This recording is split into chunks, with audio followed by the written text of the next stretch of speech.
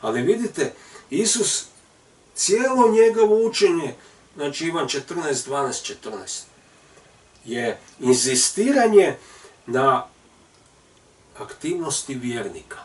Pogledajte. Ono ko vjeruje mene, činit će djela koja ja činim. I onda zatražit će 2 puta u moje ime. Isto i Marko 11, 22, 24. Ono, Isus potpuno, znači, usmjerava vjernika da bude aktivan, da se pokrene, da on kaže, da on učini. Sebe gotovo ne spominje uopće. I ovdje Isus sebe zapravo spominje, na kraju doći ćemo, ali pogledajte redoslijed. Znači, mi želimo rezultat i mi ovdje vidimo rezultat, jel? Vidimo ono cilj, onda ovo je sredstvo i vidimo rezultat, da Isus nešto čini. Ali gledajte redoslijed, Isus kaže, vi morate prvi nastupiti, zatražiti. Djelovati kroz ono činit će djela koja ja činim i veća, jel? Zato što idem k Ocu, zato što je pozicioniran s desne očne strane, a i mi smo uskrsnuti zajedno sa Kristom. I Gospodin tu, znači, kaže, vi se morate prvi pokrenuti.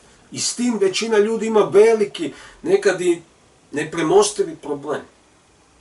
Zbog crkvene religije. Zato što ih se tako ne uči. Zato što ne slušaju Isusovo učenje vjere. Isus kaže, ti se moraš prvi pokrenuti. Ti moraš zatražiti aiteo, znači zapovjednu autoritetu, sa predumišljajem i željom da činiš moje djelo, moje djelovanje, da ga nastavneš, jel? Tako Isus djelovao. Znači ti moraš se pokrenuti. To je redoslijed, a onda ja činim. A mi to često, uglavnom zamijenimo. Kao, se ti nešto učini, a onda ću ja nešto odmoliti, tek tako, da udarim pečat nekakvi, pro forme. Isus kaže, ti moraš prvi. Ti se moraš vokalno aktivirati u vjeri, u moje ime.